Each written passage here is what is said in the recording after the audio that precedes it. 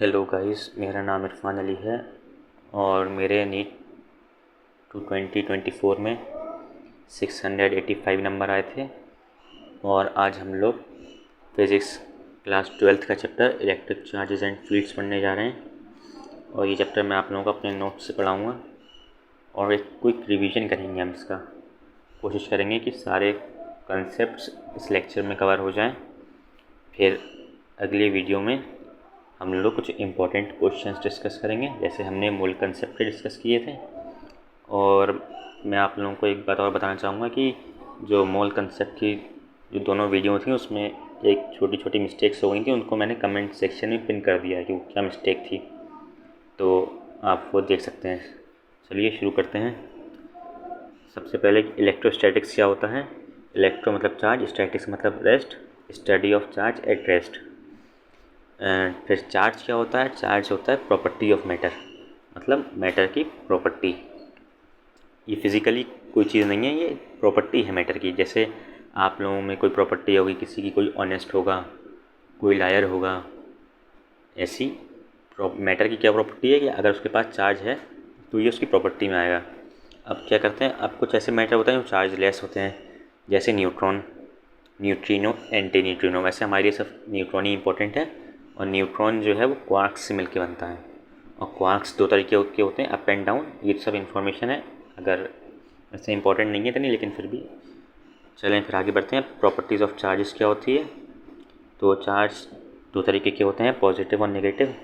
Like charges repel करते हैं, unlike charges attract करते हैं।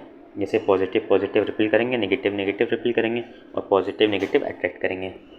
और चार्जेस कैसे होते हैं, एडिटिव नेचर के होते हैं।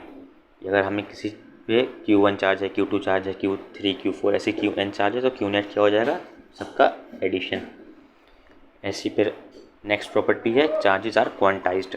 दैट इज़ क्वांटाइजेशन का मतलब क्या होता है कि चार्ज जो होता है वो integral multiple of fundamental charge. और फंडामेंटल चार्ज होता है इलेक्ट्रॉन, जो कि होता है 1.6 इंटू 10⁻⁻19 कूलम। तो क्वांटाइजेशन का एक फॉर्मूला था कि इक्वल टू एनी। इसका मतलब यह है कि कोई इलेक्ट्रॉन जैसे होगा तो पूरा ही होगा या तो नहीं होगा, आधा नहीं होगा, कि मतलब इससे कम चार्ज एग्जिस्ट नहीं कर सकता, और इसका 1.5 गुना भी एग्जिस्ट नहीं कर सकता, इसका दुगुना, इसका तिगुना, ऐसी इंटीग्रल मल्टीपल एग्जिस्ट करेगा। ठीक है। अब हम नेक्स्ट प्रॉपर्टी की तरफ चलते हैं कि net charge of an isolated system is conserved. यानी अगर कोई सिस्टम आइसोलेटेड है तो उसका नेट चार्ज हमेशा कंजर्व रहेगा। ये इसका एग्जांपल दे रखा है बीटा डिके, या आप लोग रेडियो एक्टिविटी में पढ़ते हैं। बीटा नेगेटिव डिके में क्या होता है, एक इलेक्ट्रॉन निकलता है। तो अगर हम माने कि न्यूट्रॉन अगर टूटेगा, डिके करेगा न्यूट्रॉन, तो वो एक प्रोटॉन में और एक इलेक्ट्रॉन में। देखिए, एक प्रोटॉन पॉजिटिव, इलेक्ट्रॉन नेगेटिव, दोनों मिलकर न्यूट्रल हो रहे हैं। आइसोलेटेड है तो चार्ज क्या है, कंजर्व रहेगा। पहले भी चार्ज जीरो था तो बाद में भी चार्ज जीरो रहेगा, पॉजिटिव नेगेटिव मिलकर जीरो। और ये एंटी न्यूट्रिनो निकलता है इस डीके में, ये इतना इंपॉर्टेंट नहीं है अभी हम लोग एक और एग्जांपल दे रखा है ऐसे चार्ज कंजर्वेशन का आइसोलेटेड सिस्टम के लिए। क्या दे रखा है, बीटा पॉजिटिव डिके।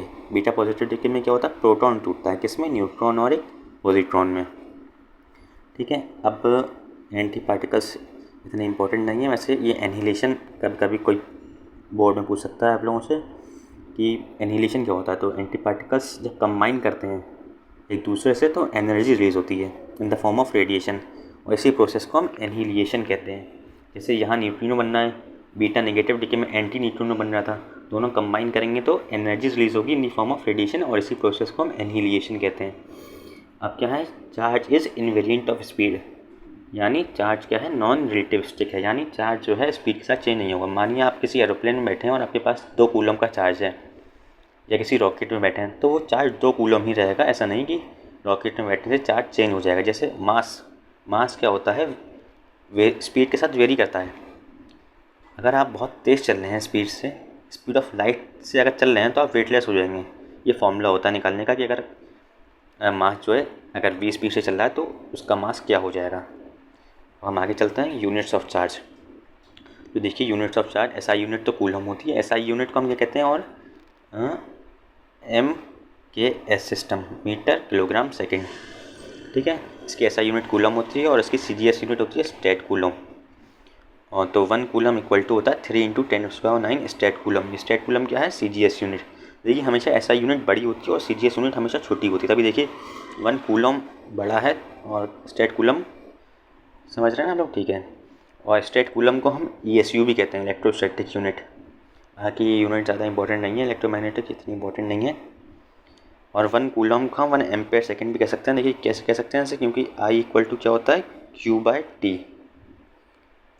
तो Q क्या हो जाएगा, IT, एम्पेयर सेकेंड, ठीक है। अब हम आते हैं मेथड्स ऑफ चार्जिंग के ऊपर। तो 3 तरीके के मेथड्स ऑफ चार्जिंग होते हैं, charging by friction, charging by induction, charging by conduction. हम एक एक करके तीनों को पढ़ेंगे जल्दी जल्दी। तो फ्रिक्शन में क्या होता है चार्जिंग, जब दो ऑब्जेक्ट रब करे जाते हैं टुगेदर, तो एक के पास इलेक्ट्रॉन्स आ जाते हैं और दूसरे के पास से इलेक्ट्रॉन चले जाते हैं। तो इस वजह से क्या होता है कि दोनों अपोजिटली चार्ज हो जाता है।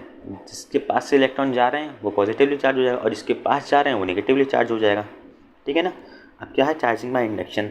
इंडक्शन में क्या होता है, देखिए कोई भी अगर किसी भी न्यूट्रल बॉडी के पास कोई भी चार्ज ऑब्जेक्ट आता है तो उसकी वजह से चार्ज का डिस्ट्रीब्यूशन हो जाता है। देखिए जैसे यहाँ देखिए एक पॉजिटिव चार्ज आया इस न्यूट्रल ऑब्जेक्ट के पास में, पॉजिटिव चार्ज आया तो देखिए इसके पास नेगेटिव पास आ गया और पॉजिटिव दूर चला गया। तो ये क्या हुआ, ये प्रोसेस क्या हुआ, इंडक्शन।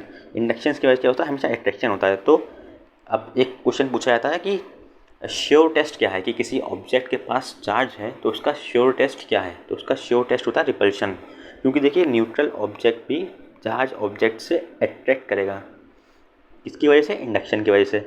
लेकिन रिपल्शन जो होता है वो सिर्फ चार्ज, अगर बॉडी चार्ज होगी तभी रिपल्शन शो होगा, ठीक है ना। अब हम आगे चलते हैं चार्जिंग बाय कंडक्शन। तो कंडक्शन में चार्जिंग कैसे होती है, इसका एग्जांपल है इलेक्ट्रोस्कोप से। देखिए अगर ये इलेक्ट्रोस्कोप ऐसे कुछ डिवाइस होती है, इसे देख सकते हैं आप लोग।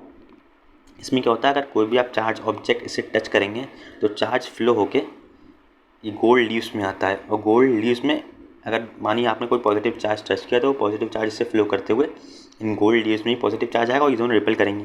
तो जब ये दोनों रिपेल करेंगी तो हम समझ जाएंगे कि हाँ ये चार्ज ऑब्जेक्ट है, ठीक है ना। अब हम आगे चलते हैं कूलॉम्स लॉ के ऊपर। तो कूलॉम्स लॉ क्या होता है, ये दो चार्जेस के बीच में फोर्स बताने के लिए कितनी फोर्स लग रही है अगर वो r डिस्टेंस पे हैं, उसका एक फॉर्मूला होता है F = K(Q1Q2) divide by r²।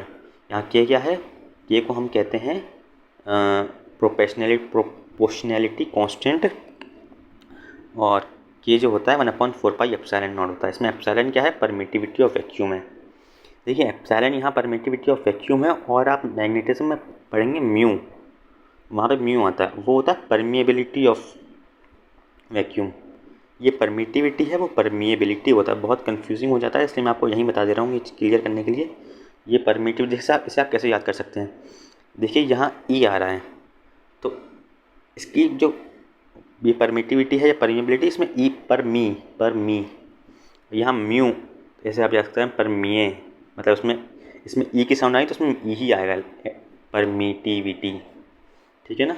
चलें अब ये formula 1/4πε0 Q1Q2 divide by r²।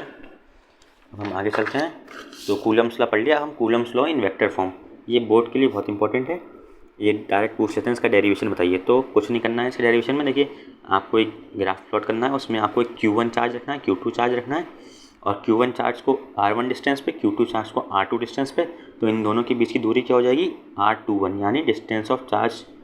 R21 क्या है, distance of Q2 charge from Q1 charge with respect to Q1 charge, ठीक है। तो R21 हो गया ये, और इस Q2 चार्ज पे फोर्स की डायरेक्शन लगी, अब दोनों सेम चार्जेस हैं तो रिपेल करेंगे, और चार्ज फोर्स लगी F21 डायरेक्शन में। देखिए अब देखिए इसके अंदर क्या लगाएंगे हम, vector law of addition, triangular law. तो देखिए ऐसे हम इसी सेम डायरेक्शन में हैं दोनों, और ये अपोजिट डायरेक्शन। इसका मतलब क्या हुआ, R1 + R21 किसके बराबर है, R2 के बराबर। देखिए ये यहाँ लिखा हुआ, तो R21 की वैल्यू क्या हो जाएगी, R2 - R1।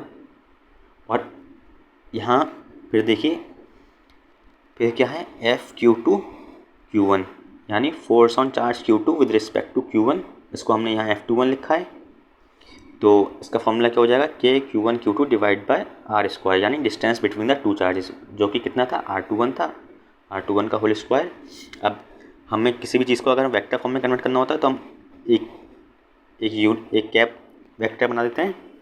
देखिए जैसे यहाँ पे ये है R21 कैप, तो R21 कैप देखिए कभी भी किसी वेक्टर का डायरेक्शन शो करना होता है तो हम I cap, J cap, K cap ऐसी एक को कैप बना के ऐसे शो करते हैं डायरेक्शन के लिए। तो उस वैल्यू क्या होती है, ए कैप, जैसे मान लीजिए कोई एग्जांपल ली ए कैप का, तो उसकी वैल्यू क्या होगी, vector A divide by magnitude of A, जो डायरेक्शन ऑफ ए आ जाता है ए कैप। वैसे यहाँ R21 कैप डायरेक्शन शो करने के लिए है, तो उसकी वैल्यू क्या होती है, vector R21 divide by magnitude of R21, ठीक है ना। ऐसे यहाँ पे हमने ये वेक्टर कैप बनाया है, तो इसकी वैल्यू क्या हो जाएगी, R21 vector divide by magnitude of R21। तो देखिए, और R21 क्या था, R2 माइनस R1 था, वो यहाँ हो गया, देखिए समझ रहे हैं। और फिर ये स्क्वायर था, तो ये इसकी मल्टीप्लाई से होगी तो क्यूब हो जाएगा, ये क्यूब हो जाएगा। देखिए ये आ गया फॉर्मूला निकल के, ठीक है ना। ये डेरिवेशन इंपॉर्टेंट है, आप लोग इस डेरिवेशन को देख सकते हैं। और समझा दिया मैंने, हम हमारे आगे चलते हैं। प्रिंसिपल ऑफ सुपरपोजिशन क्या होता है, देखिए प्रिंसिपल ऑफ सुपरपोजिशन ये कहता है कि अगर एक स्पेस में 3 या 3 से ज़्यादा चार्जेस प्रेजेंट हैं, तो जो फोर्स है वो इंडिपेंडेंट होती है, यानी Q1 जो Q2 पे फोर्स लगाएगा वो Q3 के इंडिपेंडेंट होगी। वैसे Q3 जो Q2 के फोर्स लगाएगा वो Q1 के इंडिपेंडेंट होगी। वैसे ये इसका मतलब होता है। अब हम क्या करते हैं कि effect of medium on coulomb force पढ़ेंगे अब हम लोग। तो देखिए क्या यहाँ पे एक चीज़ निकल के आती है, रिलेटिव परमिटिविटी। तो रिलेटिव परमिटिविटी का फॉर्मूला होता है epsilon divide by epsilon not. यहाँ पे एप्सिलॉन क्या है, परमिटिविटी ऑफ मीडियम, और जो रिलेटिव परमिटिविटी होती है उसको हम डाइलेक्ट्रिक कांस्टेंट भी कहते हैं। क्या कहते हैं, डाइलेक्ट्रिक कांस्टेंट। इसको आप आगे जाके बहुत सुनेंगे, इसलिए इसे याद रखें, इंपॉर्टेंट चीज़ है ये। डाइलेक्ट्रिक कांस्टेंट को आप लोग कैपेसिटर में बहुत आता है इसका यूज़। अब हम क्या करेंगे कि अगर मान लीजिए कि एक मीडियम में चार्ज रखा है Q1 और Q2, तो वो इसके ऊपर क्या फोर्स लगेगी। देखिए इसके ना बहुत बच्चे कंफ्यूज हो जाते हैं और समझते हैं कि फोर्स यहाँ पे कुछ कम हो जाएगी या कूलम फोर्स से कुछ कम फोर्स लगेगी। नहीं, ऐसा नहीं होता है। कि देखिए Q1 फोर्स Q1 Q2 पे उतनी ही फोर्स लगाएगा जितनी वो एयर में लगा रहा था, उतनी ही फोर्स तो मीडियम में लगाएगा। लेकिन क्या होता है, Q2 फोर्स पे नेट फोर्स जो निकल के आती है वो कम हो जाती है। देखिए Q1 की वजह से Q2 पे फोर्स कितनी लगेगी, 1/4 pi epsilon not Q1 Q2 divide bye R square, ठीक है। ये उतनी ही फोर्स है जितनी एयर में लग रही थी। तो चेंज क्या हुआ, यहाँ पे क्या होता है, मीडियम की वजह से एक अपोजिट में फोर्स लग जाती है, जिसकी वजह से जो नेट फोर्स निकल के आती है वो नेट फोर्स क्या आती है, एफ नेट क्या आती है, force on Q2 divide with respect to Q1 minus force on Q2 due to medium. जिसकी वजह से क्या होता है कि कुछ फोर्स चेंज हो जाती है और क्या निकल के आती है, नेट फोर्स। इसके अंदर लिखी नहीं है, कहाँ लिखी है नीचे,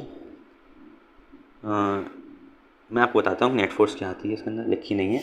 देखिए नेट फोर्स निकल के आती है, एफ नेट जो आती है वो आती है 1/4 पाई एप्सिलॉन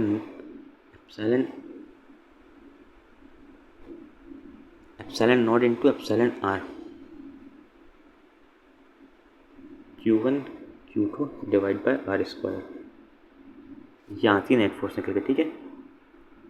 ये देखिए ये एफ नेट जो है वो क्या है, एफ नेट है F air divide by dielectric constant, ये है एफ नेट, ठीक है ना। और यहाँ पे क्या लिखा हुआ है, ये यहाँ पे इन्होंने एफ नेट निकाली है, एफ नेट को इन्होंने यहाँ एप्सिलॉन, तो ये वैसे इंपॉर्टेंट है, इतने कुछ खास नहीं है। चले हम लोग चलते हैं आगे इलेक्ट्रिक फील्ड की तरफ। अब हम पढ़ते हैं इलेक्ट्रिक फील्ड। अब देखिए इलेक्ट्रिक फील्ड क्या है, फोर्स पर यूनिट चार्ज को हम इलेक्ट्रिक फील्ड कहते हैं। और इलेक्ट्रिक फील्ड की डायमेंशंस होते हैं M/L/T-3 A-1, इसे आप निकाल सकते हैं इजीली, इसमें कुछ खास नहीं है। और अब हम लोग आगे चलते हैं कि इलेक्ट्रिक फील्ड देखिए पॉजिटिव चार्ज के लिए अवे फ्रॉम चार्ज होती है और नेगेटिव चार्ज के लिए टुवर्ड्स द चार्ज होती है। कुछ ऐसे देखिए इसके अंदर, हाँ ये direction of charge, positive charge से अवे फ्रॉम चार्ज इसकी इलेक्ट्रिक फील्ड बनती है, और नेगेटिव चार्ज के लिए टुवर्ड्स दी चार्ज। और जो पॉजिटिव चार्ज पे फोर्स लगती है वो in the direction of electric field लगती है, और जो नेगेटिव चार्ज के फोर्स लगती है वो opposite to direction of electric field लगती है। देखिए यहाँ इलेक्ट्रिक फील्ड की डायरेक्शन ये है, लेकिन जो -Q पे फोर्स लग रही है कुछ डायरेक्शन में लग रही है, वो इस डायरेक्शन में लग रही है, ठीक है ना। ये बहुत इंपॉर्टेंट पॉइंट है, ये है तो बहुत बेसिक पॉइंट, लेकिन ये भूल जाते हैं हम लोग क्वेश्चन सॉल्व करते वक्त कि ये अपोजिट फोर्स लगती है नेगेटिव चार्ज के, इसलिए आप लोग इसी गलती ना करें। हम लोग आगे बढ़ते हैं। देखिए यहाँ क्या, electric field due two point charge. तो देखिए पॉइंट चार्ज की वजह से इलेक्ट्रिक फील्ड का फॉर्मूला क्या निकल के आता है, KQ/R²। इससे हम लोग कैसे निकाल सकते हैं, हमने एक यूनिट चार्ज रखा है यहाँ पे Q0 r डिस्टेंस पे, जिस डिस्टेंस पे हमें इलेक्ट्रिक फील्ड निकालनी है, तो उसकी वजह से फोर्स क्या आ जाएगी, force on Q0 unit charge यानी F K Q0 divide by r square. तो इलेक्ट्रिक फील्ड का फॉर्मूला क्या होता है, force divide by unit charge. तो देखिए Q0 से Q0 कट गया और ये निकल के आ गया, ये डेरिवेशन कुछ खास था नहीं। अब क्या है, नल पॉइंट क्या आता है, where electric field is zero, उसे हम नल पॉइंट कहते हैं। तो हम आगे बढ़ते हैं, नल पॉइंट से रिलेटेड कुछ चीज़ें हैं। अब यहाँ भी इलेक्ट्रिक फील्ड के लिए प्रिंसिपल पोजीशन आता है, सुपर पोजीशन आता है। तो क्या है वो principle of super position electric field के लिए, इसका मतलब ये है कि अगर एक किसी स्पेस में दो चार्जेस प्रेजेंट हैं, तो जो एक की वजह से इलेक्ट्रिक फील्ड होगी वो इंडिपेंडेंट होगी दूसरे की चार्ज की वजह से, ठीक है ना। इसमें ऐसा कुछ नहीं है, ये बिल्कुल फोर्स वाले प्रिंसिपल ऑफ सुपर पोजीशन की तरह है कि इंडिपेंडेंट होती है दूसरे चार्ज के। अब हम क्या करते हैं, two charge system and null point पढ़ेंगे हम लोग। तो देखिए ये नीट के लिए और जेई के लिए इम्पोर्टेंट है थोड़ा, मुझे लगता है इस बार शायद इससे क्वेश्चन आए, क्योंकि अभी तक इससे क्वेश्चन नहीं पूछा गया है और इससे थ्योरी का ही क्वेश्चन आएगा मेरे ख्याल से नीट में तो आया अगर। तो देखिए अगर दो सेम चार्जेस हैं जो कि r डिस्टेंस पे रखे हुए हैं Q1 और Q2, तो देखिए Q1 और Q2 की वजह से इलेक्ट्रिक फील्ड इस डायरेक्शन में होगी ऐसे ऐसे, और Q2 की वजह से इस डायरेक्शन में होगी। तो जो नल पॉइंट होगा वो इन दोनों के बीच में कहीं जीरो होगा इलेक्ट्रिक फील्ड, क्योंकि ठीक है ना, यहाँ ज़ीरो नहीं होगा क्योंकि यहाँ इसकी वजह से भी इस डायरेक्शन में इलेक्ट्रिक फील्ड और इस वाले चार्ज की वजह से भी इस डायरेक्शन में इलेक्ट्रिक फील्ड, तो यहाँ ऐड ही हो रहा है, ये कुछ कैंसिल नहीं कर रहा है इसको। इसलिए जब सेम चार्जेस होते हैं तो बीच में इलेक्ट्रिक फील्ड जीरो होती है, ठीक है ना। Lies null point lies between the charges और नियर द स्मॉलर चार्ज, ये भी इंपॉर्टेंट पॉइंट है कि जो नल पॉइंट है वो स्मॉलर चार्ज के पास में होगा और बिटवीन द चार्जेस होगा। अगर अपोजिट चार्ज रखें तो क्या होगा, देखिए यहाँ पे अगर +Q रखा है, यहाँ -Q रखा है, तो बीच में कभी ज़ीरो नहीं होगा, क्योंकि देखिए इसकी वजह से तो इलेक्ट्रिक फील्ड ऐसे बनेगी, लेकिन इसकी वजह से ऐसे बनेगी, तो बीच में जो है ऐड हो रही है इलेक्ट्रिक फील्ड, लेकिन साइडों में कैंसिल हो रही है, इसलिए मतलब आउटसाइड द होगा इलेक्ट्रिक फील्ड जीरो। और null point lies near the smallest charge and is not in between the charges and there is only one null point possible. जो स्मॉलर चार्ज के पास में नल पॉइंट पॉसिबल होगा और एक ही null point होगा, जो स्मॉलर होगा उसके पास हो, इसलिए फिर तो एक ही होगा। अब डिस्टेंस ऑफ नल पॉइंट निकालते हैं तो उसका एक फॉर्मूला निकल के आता है डायरेक्टली ये। अगर आपको इसका डेरिवेशन देखना तो मैं डेरिवेशन भी आपको समझा दे रहा हूँ। देखिए यहाँ पे क्या है, एक Q1 चार्ज रखा है और एक ही Q2 चार्ज रखा है, ठीक है। और हम मान ले रहे हैं कि इस P पॉइंट पे नल पॉइंट है, तो ये P पॉइंट Q1 से कितनी x दूरी पे है, Q2 से कितनी r-x दूरी पे है, और ये Q1 और Q2 दूरी कितनी है, r है। तो देखिए इसकी वजह से हम इलेक्ट्रिक Q1 की वजह से इस P पॉइंट पे इलेक्ट्रिक फील्ड निकालेंगे, जिसे हम क्या कह रहे हैं E1। Q2 की वजह से r-x डिस्टेंस पे इलेक्ट्रिक फील्ड निकालेंगे, जिसको हम कह रहे हैं E2, और इन दोनों को बराबर रखेंगे तभी तो ये नल पॉइंट होगा। हमने Q1 से x दूरी पे नल पॉइंट मान लिया है, ठीक है। तो देखिए E1 इक्वल टू E2 होना चाहिए नल पॉइंट के लिए, P को नल पॉइंट के लिए E1 इक्वल टू E2 होना चाहिए। तो E1 पे इलेक्ट्रिक फील्ड निकल के आई KQ1 divide by x square और KQ2 डिवाइड बाई r। अब देखिए हम इसको सॉल्व करेंगे, दोनों तरफ हमने रूट ले लिया, फिर दोनों तरफ रूट लिया, तो Q1 root divide by x, Q2 divide by r-x, तो x की वैल्यू यहाँ से आ गई निकल के √Q1 divide by √Q1 plus √Q2 into r। ये x क्या है, डिस्टेंस फ्रॉम स्मॉलर चार्ज, और ये Q1 क्या होगा, हमेशा स्मॉलर चार्ज होगा, और r क्या है, डिस्टेंस बिटवीन टू चार्जेस है, ठीक है ना। चलें अब हम लोग आगे बढ़ते हैं। अब अनलाइक चार्जेस होंगे तो क्या होगा, हम वो देखते हैं कि अनलाइक चार्जेस में नल पॉइंट कैसे निकालेंगे। तो हमें पता है कि अनलाइक चार्जेस में बीच में तो होगा नहीं नल पॉइंट, कहीं बाहर होगा, और बाहर कहाँ होगा, जो छोटे वाले चार्ज होगा उसके पास में होगा। तो हमने मान लिया कि A पॉइंट जो है वो नल पॉइंट है, हमने मान लिया ऐसा। तो देखिए अगर ये x1 दूर है Q1 से, तो ये Q2 से कितना दूर हो जाएगा, r+x, ठीक है ना। इसमें हमने Q1 को छोटा माना, देखिए तभी तो हमने A पॉइंट को नल पॉइंट मानेंगे, क्योंकि जो छोटा होगा उसी के पास में नल पॉइंट होगा, ठीक है ना। अब हम इसको भी ऐसे सॉल्व करेंगे, तो देखिए इसके लिए क्या निकल के आएगा, यहाँ √Q1 divide by √Q2 minus Q1 होगा। वहाँ क्या था, प्लस हो रहा था, देखिए लाइक चार्जेस में प्लस हो रहा था, अनलाइक चार्जेस में माइनस हो रहा है। ऐसे हम सोच भी सकते हैं, देखिए यहाँ प्लस हो गया, यहाँ एक माइनस हो गया, तो देखिए अनलाइक चार्जेस में अनलाइक साइन आ रहा है और लाइक चार्जेस में लाइक साइन आ रहे थे, और रूट तो आएगा ही आएगा। और ये देखिए x1 और r को भी पता होना चाहिए, x1 कौन है, Q1 कौन है। x1 क्या है, distance of null point from smaller charge, और Q1 क्या है, स्मॉलर चार्ज। ठीक है, तो आप एक ही फॉर्मूले से काम चला लेंगे अगर आपको पता होगा कि Q1 क्या है और X1 क्या है। ठीक है ना। अब हम लोग आगे चलते हैं कि कौन ऐसे किस मैग्नीट्यूड का चार्ज रखा जाए नल पॉइंट पर जिससे पूरा सिस्टम जो है इक्विलिब्रियम में आ जाए, मतलब हर चार्ज पे फोर्स 0 हो जाए। तो देखिए लाइक चार्जेस के लिए हम निकालते हैं। देखिए लाइक चार्जेस में नल पॉइंट बीच में होगा कहीं, और बीच में हम ऐसा कौन सा चार्ज रखें जिसकी वजह से जो Q1 पे फोर्स है वो भी 0 हो जाए, Q2 पे फोर्स है वो भी 0 हो जाए, और जो Q पे फोर्स है वो भी 0 हो जाए, कैंसिल हो जाए एक दूसरे से। देखिए तो देखिए Q1 पे तो Q2 की वजह से फोर्स इस डायरेक्शन में लगेगी, तो हम यहाँ चाहते हैं कि अगर देखिए इस पे यहाँ इस डायरेक्शन में फोर्स लग रही है तो हम चाहेंगे कि इस पे कुछ इस डायरेक्शन में फोर्स लगे।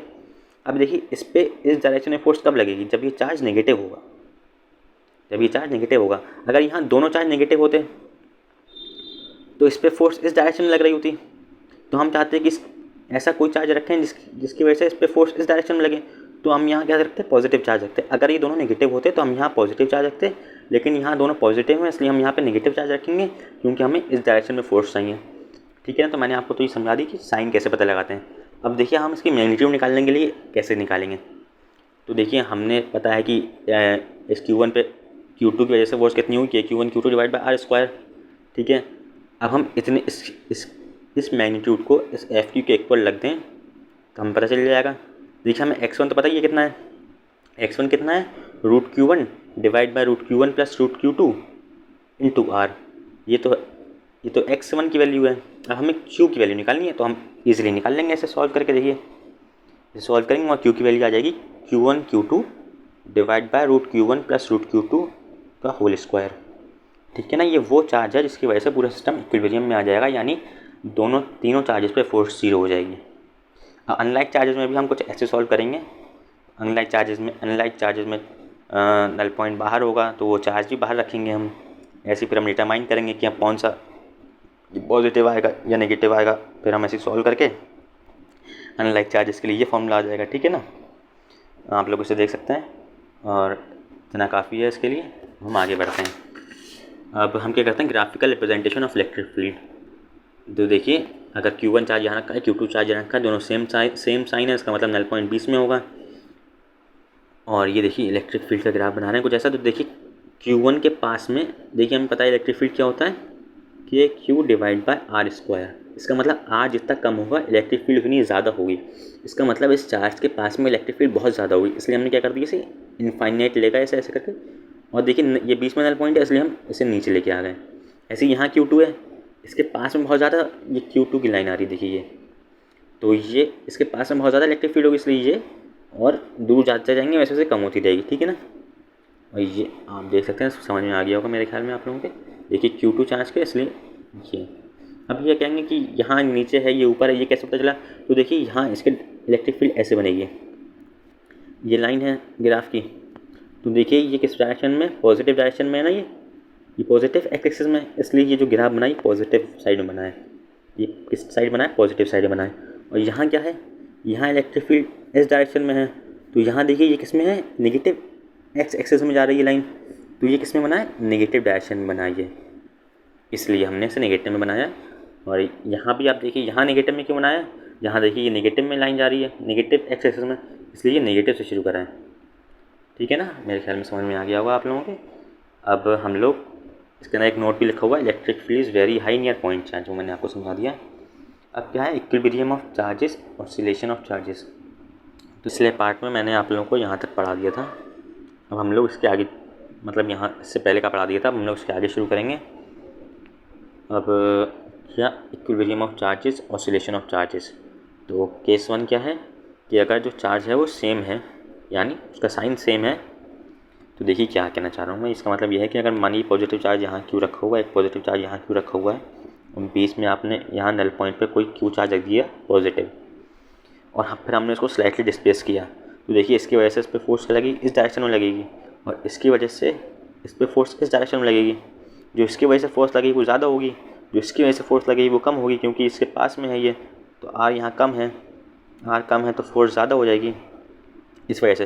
तो ये वापस इस डायरेक्शन में चला जाएगा, और जब वापस इस डायरेक्शन में जाएगा तो इसकी वजह से फोर्स इस डायरेक्शन में ज़्यादा हो जाएगी, तो ये वापस फिर इस डायरेक्शन में चला जाएगा। ऐसे ये ऑसिलेट करता रहेगा और ये ऑसिलेट करता रहेगा। तो ये कौन सा केस बन गया? स्टेबल इक्विलिब्रियम का। देखिए स्टेबल इक्विलिब्रियम में क्या होता है, ये ऐसे कोई बाउल है, अगर इसके बीच में बॉल रखी है, अगर हम इसको स्लाइटली ऊपर की तरफ डिस्प्लेस करते हैं तो ये वापस ऐसे ऑसिलेट करते करते अपनी मीन पोजीशन पे आ जाती है, वो स्टेबल इक्विलिब्रियम कहलाता है। अब क्या है केस कि अगर दो चार्जेस रखे हैं पॉजिटिव क्यू और बीच में नल पॉइंट पे एक पॉजिटिव ही क्यू रखा था, उसको हमने स्लाइटली ऊपर की तरफ डिस्प्लेस किया।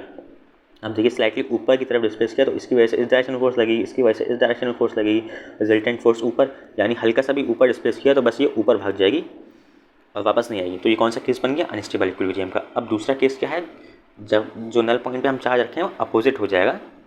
इसका मतलब यानी अगर यहाँ क्यू चार्ज पॉजिटिव, बीच में हम नल पॉइंट पे एक नेगेटिव क्यू चार्ज रख दें, फिर हम इसको स्लाइटली डिस्प्लेस करें तो देखिए इसको अट्रैक्ट करेगा और इसके ज़्यादा फोर्स से अट्रैक्ट करेगा इस वाले चार्ज से, इसलिए वो अगर हमने इसको स्लाइटली डिस्प्लेस किया हल्का सा भी तो ये इसमें जाके घुस जाएगा और चिपक जाएगा इससे। तो ये कौन सा केस बन गया? अनस्टेबल इक्विलिब्रियम का।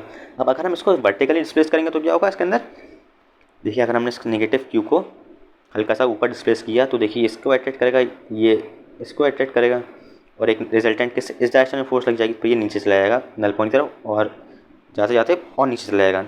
और नीचे आके क्या होगा, ये इसको ऊपर खींचेगा, ये इसको ऊपर खींचेगा, वापस ऊपर, ऐसे ऑसिलेट करता रहेगा। तो ये कौन सा केस बन जाएगा? स्टेबल इक्विलिब्रियम का। तो देखिए अपोजिट साइन में, मतलब अगर यहाँ दोनों पॉजिटिव और नेगेटिव चार्ज रख रहे हैं हम नल पॉइंट पे तो ये वर्टिकल में ऑसिलेशन शो कर रहा है, और सेम साइन में हॉरिजॉन्टल वाले डिस्प्लेसमेंट में स्टेबल इक्विलिब्रियम शो कर रहा है, यानी ऑसिलेशन शो कर रहा है। अब हम लोग उसका टाइम पीरियड का फॉर्मूला निकल के आते हैं, टाइम पीरियड निकालते हैं, टाइम पीरियड ऑफ ऑसिलेशन। तो देखिए वैसे तो उसका डेरिवेशन पूरा यहाँ करा हुआ है, मैं आप लोगों को समझा भी दूंगा, अभी मैं आपको दिखा दे रहा हूँ कितना लंबा चौड़ा डेरिवेशन है। हम एफ नेट निकाल के फिर जो एसेलेरेशन को, एस एच एम के लिए क्या होती है, एसेलेरेशन होता है माइनस ओमेगा स्क्वायर एक्स। ये एस एच एम की इक्वेशन है कि एसेलेरेशन हमेशा माइनस ओमेगा स्क्वायर एक्स के इक्वल होता है। इसको हम कंपेयर करेंगे इन दोनों को और ओमेगा निकाल लेंगे, फिर ओमेगा से हम टाइम पीरियड निकाल लेंगे क्योंकि टी इक्वल टू 2π/ओमेगा होता है। अब टाइम पीरियड आ जाएगा ये। तो मैं आपको एक ओवरव्यू दे देता हूँ, चलिए जल्दी से इसके डेरिवेशन का, क्योंकि कभी कभी ये बोर्ड में पूछ लेते हैं और डेरिवेशन से आप लोगों को बहुत चीज़ें क्लियर भी हो जाएंगी। तो पहले तो इस डायग्राम को समझते हैं जो कि बहुत इंपॉर्टेंट है। देखिए यहाँ प्लस क्यू, यहाँ प्लस क्यू, बीच में क्यू नॉट चार्ज रखेंगे नल पॉइंट पे, फिर हम इसको क्या कर रहे हैं, स्लाइटली डिस्प्लेस कर रहे हैं, किस एक्स डिस्टेंस डिस्प्लेस कर रहे हैं। तो यहाँ से कितनी दूरी बचेगी, r/2 माइनस एक्स। अगर हमने इसको x डिस्प्लेस किया तो ये तो x हो गया, ये कितना हो गया, r/2 माइनस एक्स।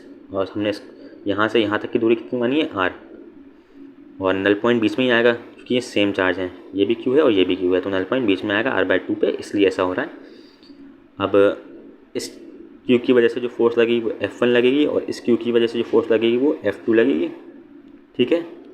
और जो q नॉट चार्ज रखा है उसका मास m माना है, ठीक है। चलें, और जो x है वो बहुत बहुत छोटा है इससे, r से, ये कंडीशन होती है SHM की। तो देखिए F नेट क्या आएगी, F नेट आएगी F2 माइनस F1, और F2 कितना था, F2 कितना था, k Q not divide by r/2 plus x का होल स्क्वायर। देखिए F2 किसकी वजह से फोर्स है, F2 इस वाले q की चार्ज की वजह से फोर्स है, तो इस वाले q की वजह से जो इस क्यू नॉट पर फोर्स लगेगी जो कि यहाँ पे x दूरी है, तो कितनी डिस्टेंस है यहाँ से पूरी, ये r/2 प्लस एक्स है ना, तो F2 की वैल्यू में नीचे ये हो रहा है r/2 प्लस एक्स। ऐसी फिर F1 क्या है, F1 है इस वाले क्यू की वजह से फोर्स, तो इस वाले डिस्टेंस कितना है, r/2 minus x, r/2 minus x का होल स्क्वायर। अब देखिए के क्यू नॉट कॉमन हो जाएगा और फिर एलसीएम लेंगे हम इन दोनों का, एलसीएम लेंगे तो ये यहाँ के ऊपर आ जाएगा, ये यहाँ का ऊपर आ जाएगा, इसमें a square minus b square वाली आइडेंटिटी लग जाएगी जो कि होती है a square minus b square is equal to a plus b a minus b, ठीक है। ये आइडेंटिटी होती है, ये लगा देंगे हम लोग। तो देखिए a स्क्वायर ये था माइनस b स्क्वायर, तो a plus b a minus b, तो जब माइनस करेंगे तो भाई ये साइन चेंज हो जाएंगे और फिर ये कट जाएंगे, फिर अब इसको और ज़्यादा सॉल्व करेंगे तो निकल के ये आएगा। अब देखिए हमने क्या करा, x जो है इसे निगलेक्ट कर दिया, h वेरी वेरी स्मॉल, हमने माना था ना ऊपर, माना था कि x बहुत बहुत छोटा है r से, ठीक है। इस वजह से हमने इसको निगलेक्ट कर दिया और ये निकल के आया फॉर्मूला एफ नेट का। फिर हमने इसको एफ नेट को एम ए के इक्वल रखा, फिर एसेलेरेशन निकाल लिया, एसेलेरेशन को हमने minus omega square x equal रख दिया जो कि इक्वेशन होती है एसएचएम की। फिर ऐसे ओमेगा स्क्वायर निकाला और ओमेगा स्क्वायर से फिर हमने ओमेगा निकाल लिया, ओमेगा से टाइम पीरियड निकाल लिया, ठीक है ना। अब देखिए, अब एक क्वेश्चन, ये क्वेश्चन की ट्रिक लिखी हुई है यहाँ पे कि अगर मान लीजिए क्वेश्चन आता है कि एक ट्राइंगल है, उसके चार्ज रखे हुए एक साइड पे क्यू, दूसरी साइड पे क्यू और तीसरी साइड पे माइनस क्यू, और इस माइनस क्यू पे फोर्स पूछिए आप पे। तो हम क्या करते हैं, हम मानते हैं कि हमने यहाँ पे जो माइनस क्यू रखा हुआ है इस पर हमने एक प्लस क्यू एक माइनस क्यू चार्ज और रख दिया। देखिए इन दोनों का नेट जीरो है तो इन दोनों को रखते हैं, यहाँ पे कोई मतलब तो बनेगा नहीं, लेकिन हमारा क्वेश्चन सॉल्व हो जाएगा इजीली। तो देखिए इसकी वजह से, इसकी वजह से और इस चार्ज की वजह से तीनों पे फोर्स कैंसिल हो जाएगी। ऐसा नहीं होगा, मैं वो यहाँ क्वेश्चन आता है कि सी पॉइंट पे इलेक्ट्रिक फील्ड निकालनी होती इन तीनों चार्ज की वजह से सी पॉइंट पे, ठीक है ना। फोर्स नहीं, फोर्स कैंसिल नहीं होगी, फोर्स कैसे कैंसिल हो जाएगी, वेक्टर सम होता है वो तो देखिए यहाँ पे इन तीनों की वजह से इलेक्ट्रिक फील्ड सी पॉइंट पे ज़ीरो हो जाएगी, इस क्यू की वजह से, इस क्यू की वजह से और इस क्यू की वजह से जो हमने माना है यहाँ पे हम रखे हैं प्लस क्यू माइनस क्यू। तो देखिए फिर यहाँ पे क्या बचेगा sir, minus Q minus two Q बचेगा। तो हम डायरेक्टली माइनस टू क्यू की वजह से इस सी पॉइंट पे इलेक्ट्रिक फील्ड निकाल लेंगे, ठीक है ना। और यहाँ पे सी से इस पॉइंट की दूरी कितनी होती है, r/√3। इसको आप लोग याद रखें तो आपको आसानी रहेगी। बहुत क्वेश्चन पूछे जाते हैं कि मान लीजिए एक ट्राइंगल है, वो सेंट्रॉइड कहते हैं इसे, सेंट्रॉइड, तो यहाँ से यहाँ तक की दूरी हमें निकालने की ज़रूरत पड़ती है, तो हमेशा वो r/√3 होती है, ठीक है ना। यहाँ भी ये लिखी हुई है टिप कि r ओ सेंट्रॉइड है तो ये x कितना होगा, r/√3। अब यहाँ हेक्सागन में बहुत कंफ्यूज हो जाते हैं बच्चे, ये हेक्सागन है तो हेक्सागन में यहाँ O से इसकी दूरी कितनी होगी, x वैल्यू कितनी होगी, r के बराबर। अब एक और कन्फ्यूज़न आती है कि ये दूरी कितनी होगी, तो ये दूरी होगी r√3। देखिए यहाँ था r/√3 और यहाँ जो हेक्सागन में ये दो साइड्स के ज्वाइन करने पर जो दूरी निकल के आती है वो r√3 आती है। और अगर हम इस दूरी की बात करें अगर हम, तो ये दूरी निकल के आती है 2r। देखिए यहाँ से यहाँ तक की r, यहाँ से यहाँ तक की r, तो ये 2r होती है पूरी और ये r√3 होती है और बाकी कुछ है नहीं, अगर ईजी है। अब हम चलते हैं electric field due to group of charges, ये निकालना सीखेंगे अब हम लोग। तो देखिए इसे निकालने के लिए हम सबसे पहले डिस्ट्रीब्यूशन ऑफ चार्ज पढ़ते हैं कि linear charge distribution, areal charge distribution, volume charge distribution. तो हम सबसे पहले हम लाइन चार्ज डिस्ट्रीब्यूशन से शुरू करते हैं कि मान लीजिए एक लाइन है, उसके ऊपर से चार्ज रखा हुआ है, इस पर क्यू चार्ज रखा हुआ है, ऐसे मतलब है पूरी लाइन पे क्यू चार्ज है, उसकी लेंथ कितनी है, एल है। तो हम लाइन चार्ज डेंसिटी को हम लैम्डा मानते हैं और लैम्डा क्या होता है, चार्ज पर यूनिट लेंथ, यानी लैम्डा की वैल्यू आ गई Q/L।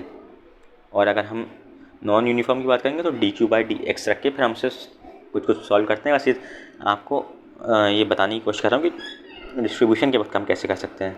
ऐसे ही अगर हम इस केस में क्या होता है, देखिए इस केस में ये सेमी सर्किल है, इसके ऊपर क्यू चार्ज है, तो यहाँ पे dQ/dx हो जाएगा।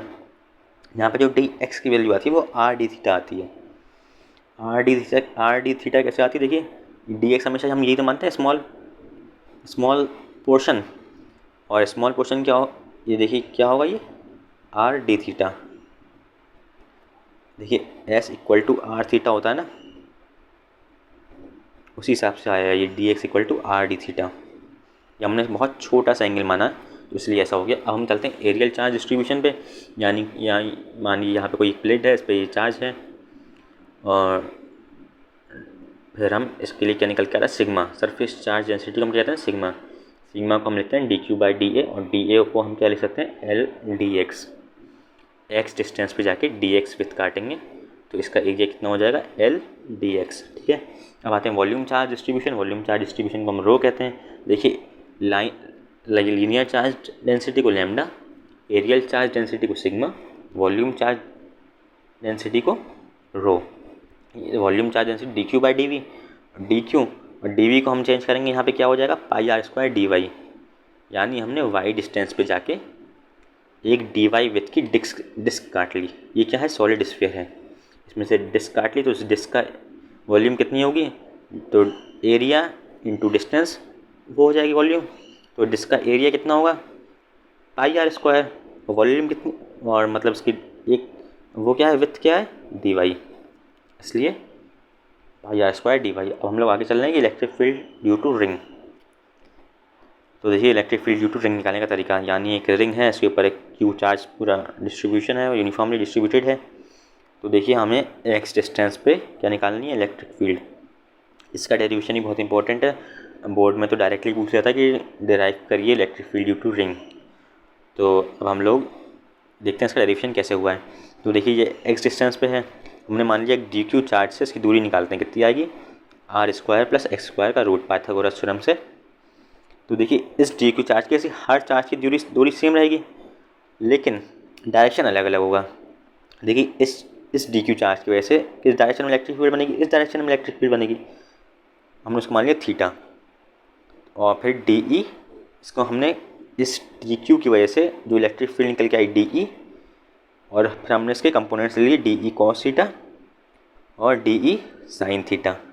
ऐसे फिर हम यहाँ एक नीचे वाला पॉइंट ले लिया, एक ऊपर वाला। तो नीचे वाले की वजह से जो डी ई निकल के आएगी वो इस डायरेक्शन में निकल के आएगी, देखिए ऐसे जा रही है सीधे, डी ई इस डायरेक्शन में। तो इसकी वजह से डी ई कॉस थीटा और डी ई साइन थीटा। देखिए डी ई साइन थीटा वाले कैंसिल हो रहा है और डी ई कॉस थीटा वाले ऐड हो रहा है, ठीक है ना। तो यानी ई नेट जो निकल के आएगा वो डी ई कॉस थीटा का इंटीग्रेशन निकल के आएगा। क्यों निकल के आएगा समझ में आ गया होगा मेरे ख्याल में, क्योंकि डी ई साइन थीटा वाले कंपोनेंट कैंसिल हो रहे हैं ऊपर वाले और नीचे वाले में। तो हम इसका इंटीग्रेशन करेंगे तो कैसे करेंगे, E net equal to D E cos theta, फिर डी ई की वैल्यू कितनी थी, के क्यू बाय आर स्क्वायर होता है, और आर क्या था हमारे पास, root are square plus x square, उसका स्क्वायर कर देंगे तो रूट हट जाएगा। फिर यहाँ कॉस थीटा की वैल्यू कैसे निकाली, देखिए कॉस थीटा क्या होता है, बेस अपॉन में हाइपोटेन्यूज। तो यहाँ बेस क्या है, एक्स है, हाइपोटेन्यूज क्या है, root are square plus x square. तो बस हमने इसको रिप्लेस कर दिया यहाँ पे कॉस थीटा की जगह। फिर देखिए अब इसके अंदर क्या बचा, खाली सबको थोड़ा बहुत सॉल्व किया, क्योंकि देखिए यहाँ पावर 1 है, यहाँ पावर 1/2 है, दोनों मल्टीप्लाई हो रहे हैं तो पावर ऐड हो जाती है, यानी 1 + 1/2 हुआ होगा, जो कि क्या हो जाएगा 3/2, इसलिए यहाँ पावर क्या होगा यहाँ पे 3/2। और डी क्यू को इंटीग्रेशन करके क्या आ गया, क्यू आ गया। तो क्या आ गई है, electric field due to ring at x distance from its centre, क्या आ गया, k q x divide by are square plus x square की पावर 3/2। ये आ गई इलेक्ट्रिक फील्ड रिंग की वजह से।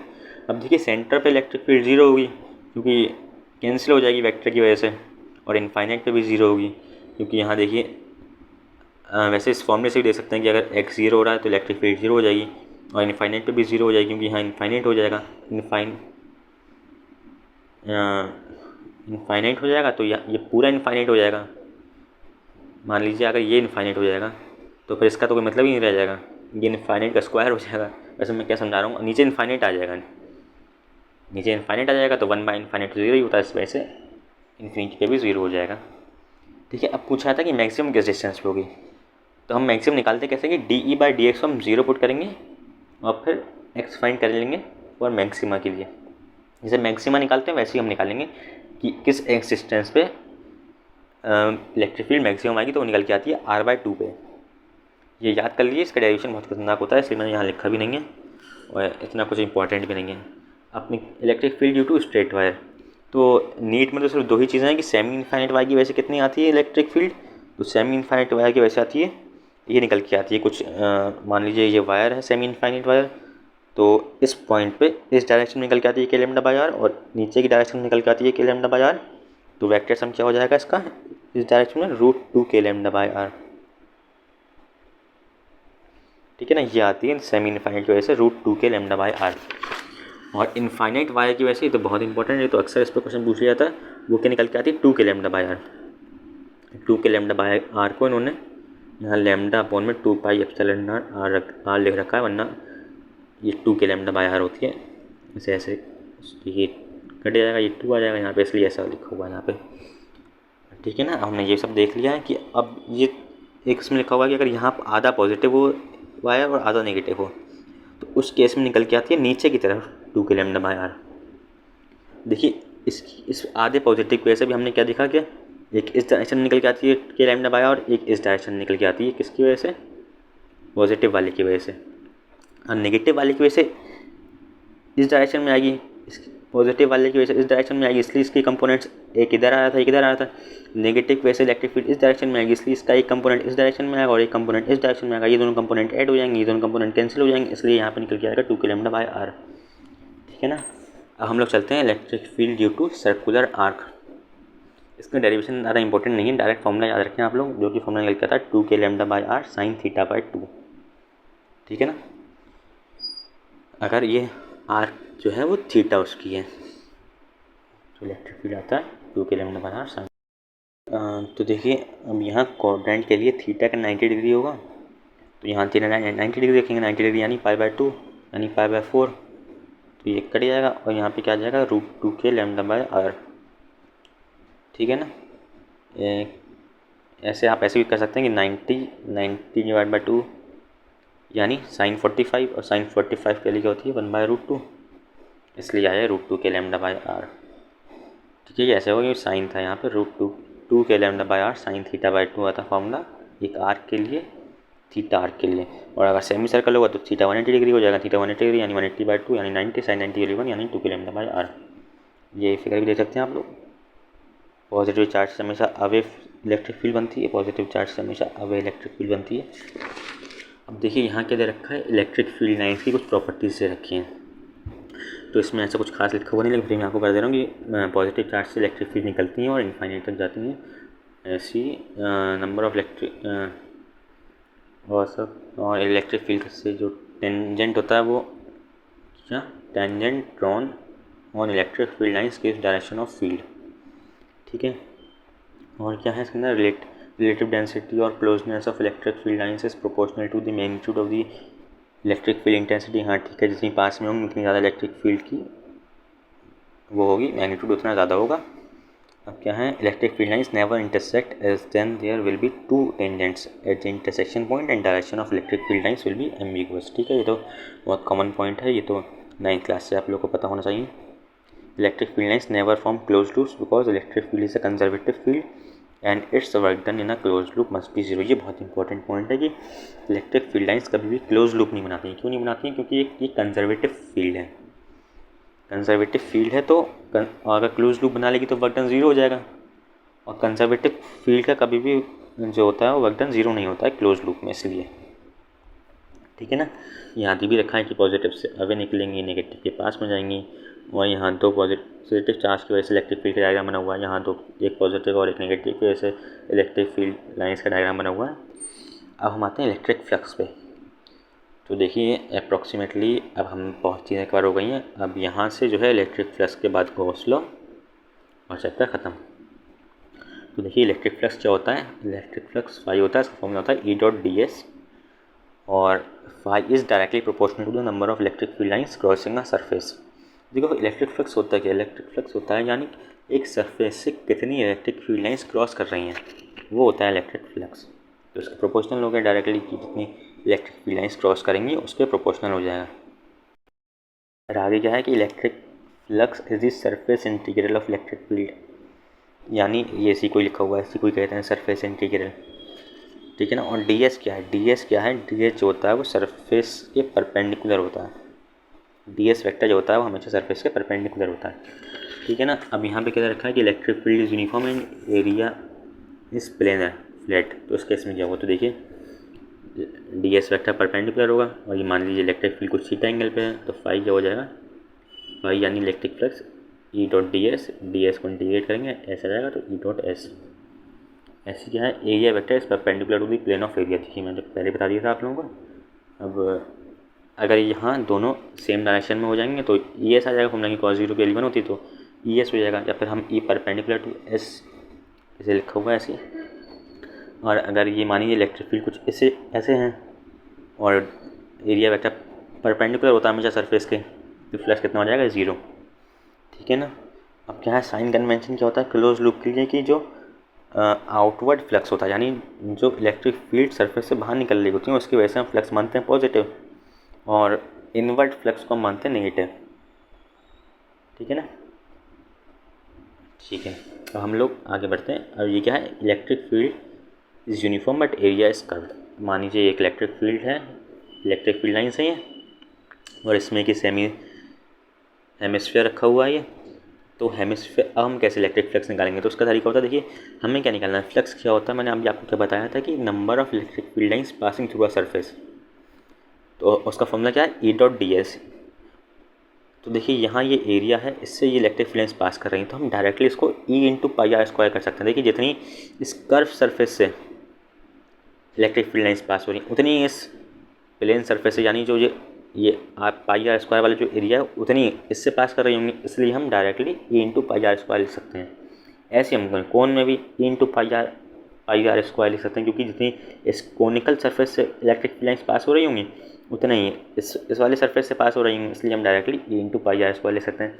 ऐसे ही हम हाफ सिलेंडर में लिख सकते हैं, E into two r into h. देखिए इस वाले एरिया का क्या हो जाएगा, इसका एरिया 2r इंटू एच हो जाएगा ना, लेंथ इंटू ब्रेथ होता है रेक्टेंगुलर का एरिया, इसलिए ई इंटू 2r/h। ठीक है, अब क्या है, net flux passing through a close surface placed in a uniform electric field is 0। इसका मतलब यह है किसी भी क्लोज सरफेस से इलेक्ट्रिक फ्लक्स हमेशा 0 होता है। क्यों होता है? क्योंकि आउटवर्ड फ्लक्स हमने क्या माना है, पॉजिटिव, इनवर्ट फ्लक्स नेगेटिव, दोनों मिलकर 0 हो जाता है। क्या है, ये इलेक्ट्रिक फील्ड नॉन यूनिफॉर्म और एरिया स्प्लिट ये कुछ दे रखा है, ये जेई के लिए इंपॉर्टेंट है। मैं आप लोगों को एक बात बता दे रहा हूँ, ये क्या दे रखा है। यानी यहाँ पे मान लीजिए एक प्लेट रखी हुई है और यहाँ पे जो इलेक्ट्रिक फील्ड लाइंस हैं वो जो हैं वो बाहर की तरफ आ रही हैं, और इसकी क्या दे रखा है हमें इक्वेशन, वेक्टर ये है वो ई नॉट एक्स है, यानी इस एक्स के डायरेक्शन में इलेक्ट्रिक फील्ड लाइंस बढ़ रही हैं। यानी क्या है कि मान लीजिए अगर ये यहाँ ऐसे, ये यहाँ दूर दूर होंगी और जहाँ एक्स बढ़ता जाएगा जैसे जैसे वैसे वैसे मैग्नीट्यूड बढ़ता रहेगा, ये पास में आती रहेंगी जैसे जैसे एक्स बढ़ता रहेगा। ऐसे समझ रहे हैं मैं क्या कहना चाह रहा हूँ आप लोग? ठीक है, तो यहाँ पे हम इंटीग्रेशन यूज़ करते हैं, फाई डी फाई क्या हो जाएगा, ई डॉट डी एस होता है। यहाँ पे हमने क्या करा, हमने एक एक्स डिस्टेंस पे जाके डी एक्स विड्थ की एक वो काट ली, स्ट्रिप काट ली, जिसका एरिया क्या हो जाएगा, एल, इसकी ये क्या है, एल है ये, और ये डी एक्स, तो एरिया क्या हो जाएगा इसका, एल डी एक्स। तो E naught X L D X, और इसको कहाँ से कहाँ तक इंटीग्रेट करना है, 0 से लेके एच तक इंटीग्रेट करना है, 0 से लेके एच तक इंटीग्रेट करना है, ये भी 0 से लेके एच तक इंटीग्रेट हो जाएगा। तो देखिए इसे कुछ सॉल्व करेंगे, E naught constant, L constant, X D X का इंटीग्रेशन हो जाएगा x²/2, और ये कुछ निकल के आ जाएगा। ये जेई वालों के लिए इंपॉर्टेंट था। ऐसे यहाँ भी कुछ नॉन यूनिफॉर्म के लिए केस रखा है कि अगर इलेक्ट्रिक फील्ड नॉन यूनिफॉर्म हुई तो स्फीयर के केस में क्या करेंगे, ये इंपॉर्टेंट है। जो ये है, इलेक्ट्रिक फील्ड नॉन यूनिफॉर्म है और एरिया कर्व्ड है, यानी यहाँ पे एक पॉजिटिव क्यू चार्ज रखा हुआ है। तो अब हम क्या कर रहे हैं कि स्फीयर मानना, हमें इस स्फीयर से क्या निकालना है, इलेक्ट्रिक फ्लक्स निकालना है। तो देखिए इसकी वजह से इलेक्ट्रिक फील्ड लाइन्स सब निकल रही हैं, इलेक्ट्रिक फील्ड लाइन्स चार्ज की वजह से, और इस स्फीयर की वजह से जो सरफेस एरिया होगा छोटे से स्फीयर की वजह से डी एस होगा, ये परपेंडिकुलर होगा और कॉस 0 आ रहा है यहाँ पे, तो ई डॉट डी एस आ जाएगा directly, E D s cos 0, E integration of D s की वैल्यू क्या 4πr², और ई की वैल्यू क्या हो जाएगी, आर डिस्टेंस पे KQ/r², हर पॉइंट पे KQ/r²। ठीक है ना, r² कैंसिल, और फाइव की वैल्यू हो गई Q/ε0। यहाँ से आ गया गॉस लॉ, ये आ गया हमारे पास गॉस लॉ। ये गॉस लॉ का डेरिवेशन दे रखा है एक तरीके से आप लोगों को, और आप लोग समझ जाएंगे कि कैसे Q/ε0 आ गया और इंडिपेंडेंट ऑफ R आ गया ये। ठीक है ना, अब ये हमारे पास गॉस लॉ आ गया। अब हम लोग पढ़ेंगे गॉस लॉ। जो पीछे डेरिवेशन किया उसका कंक्लूजन क्या आया, उसका कंक्लूजन ये आया कि अगर यहाँ पे मान लीजिए क्यू चार्ज है और इस पर ये एक स्फीयर, दूसरा स्फीयर, तीसरा स्फीयर, और स्फीयर की शेप कोई सी भी हो, क्योंकि आर पे तो डिपेंड कर नहीं रहा, क्योंकि आर तो देखिए यहाँ पे कैंसिल हो गया था, R² से R² कैंसिल हो गया था यहाँ पे डी एस की वजह से, जिसकी वजह से क्यू इनसाइड/ε0 आया था। तो देखिए इस flux due to sphere 1, flux due to sphere 2 और फ्लक्स ड्यू टू स्फीयर 3, ये 1 2 3 तीनों इक्वल होंगे, क्योंकि number of field lines equal हैं थ्रू ऑल द स्फीयर्स। तो गॉस लॉ क्या कहता है कि electric flux passing through a closed surface is 1/ε0 times the charge enclosed by the surface. ठीक है ना, ये लिखो अभी यहाँ पे, चार्ज इनक्लोज्ड डिवाइड बाय ε0, जिसमें देखिए ये जो पॉइंट लिखा हुआ है यहाँ पे, ये बहुत इंपॉर्टेंट पॉइंट लिखा हुआ है। ये क्या है कि जो ई फाई का फॉर्मूला क्या होता है, ई डॉट डी एस, और यहाँ पे फाई क्या निकल के आ रहा है क्लोज सरफेस के लिए, क्यू इनसाइड बाय ε0।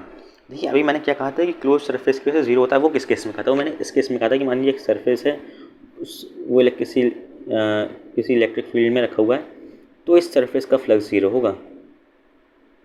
लेकिन अगर एक चार्ज रखा हुआ यहाँ पे, फिर हम इस सरफेस का निकालना है फ्लक्स, तो वो ज़ीरो नहीं होगा। दोनों बातों में फ़र्क समझ रहे होंगे आप। तो देखिए फिर यहाँ पे जो इलेक्ट्रिक, हाँ मैं क्या कह रहा था, मैं ये कह रहा था कि फाई क्लोज सरफेस की वजह से E dot d s q inside by epsilon not. तो यहाँ जो ई है वो क्या है, it is due to all the charges, यानी ये ई जो आएगा वो क्यू आउटसाइड की वजह से भी आएगा और क्यू इनसाइड की वजह से, दोनों की वजह से होगा ये ई।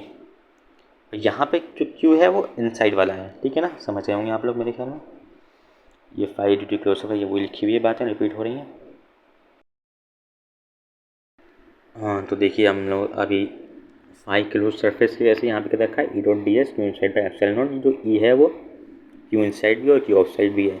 Net field due to all the charges in universe आती है, यहाँ पे जो ई होता है वो ऑल द चार्जेस की वजह से होता है। अब यहाँ पे देखिए ऐसा क्यों है, यहाँ समझाया हुआ है कि you can not draw any field line from a outside which and, मतलब जो चार्ज है वो, अगर जो चार्ज बाहर रखा हुआ है उसकी वजह से आप लोग ऐसी कोई इलेक्ट्रिक फील्ड लाइन नहीं बना सकते जो उसे उसके एंटर कर रही हो लेकिन उसके बाहर ना आ रही हो। तो देखिए यहाँ पे देखिए ये इलेक्ट्रिक फील्ड लाइन एंटर करी, ये बाहर आई, ये एंटर करी, ये बाहर आई, ये एंटर करी, ये बाहर आई, और एंटर जो कर रही है उसकी वजह से फ्लक्स नेगेटिव, जो एग्जिट कर रही है उसकी वजह से फ्लक्स पॉजिटिव, फ्लक्स नेट जो आएगा वो जीरो आ जाएगा। इसलिए हम जो होता है वो आउटसाइड चार्ज नहीं रखते हैं, सिर्फ जो इनसाइड चार्ज होता है वही रखते हैं, लेकिन इलेक्ट्रिक फील्ड दोनों की वजह से आती है। तो मेरे ख्याल में आप लोग समझ गए होंगे। अब हम लोग आगे चलते हैं कि कुछ इंपॉर्टेंट रिजल्ट जो गॉस लॉ की मदद से आते हैं। तो देखिए charge at centre of cube रखा हुआ है, तो फ्लक्स ड्यू टू क्यूब क्या आ जाएगा, क्यू बाय एप्सिलॉन नॉट, और flux due to one face क्या आ जाएगा, क्यू बाय 6 एप्सिलॉन नॉट। क्योंकि देखिए क्यूब में 6 फेस हैं, तो एक फेस का फ्लक्स कितना आ जाएगा, क्यू बाय 6 एप्सिलॉन नॉट, ठीक है ना। अब क्या है, charge is on a face of cube, अगर एक फेस ऑफ क्यूब के सेंटर में चार्ज रखा हुआ है तो क्यूब का फ्लक्स क्या आएगा, क्यू बाय 2 एप्सिलॉन नॉट।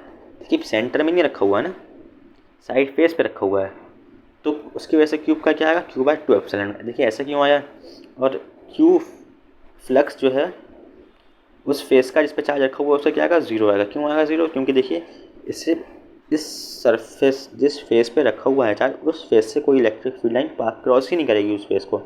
देखिए क्यू बाय 2 एप्सिलॉन नॉट क्यों आया, क्योंकि देखिए अगर एक फेस पे रखा हुआ है तो हम एक बराबर में क्यूब और रख दें तो जाके वो एक सेंटर में आएगा, और फिर इस बड़े वाले क्यूब का आएगा क्यू बाय एप्सिलॉन नॉट, लेकिन हमें तो सिर्फ एक क्यूब का चाहिए था, तो वो क्या हो जाएगा, Q by 2 epsilon naught flux, ठीक है ना। अब क्या है कि अगर charge is at mid of edge of cube, मतलब किसी क्यूब के एज के मिड में रखा हुआ है कोई चार्ज, तो उस क्यूब का फ्लक्स कितना आएगा, तो उसका आएगा क्यू बाय 4 एप्सिलॉन नॉट। क्योंकि इस क्यूब को अगर हमें क्लोज सरफेस में बंद करना है तो एक इस क्यूब के ऊपर क्यूब रखना पड़ेगा, एक इस क्यूब के साइड में क्यूब रखना पड़ेगा, फिर एक साइड वाले के ऊपर एक क्यूब रखना पड़ेगा। तो देखिए 1 2 3 4 क्यूब रखने पड़ेंगे, इमेजिन करिए आप लोग, तब जाके वो क्लोज सरफेस बनेगा।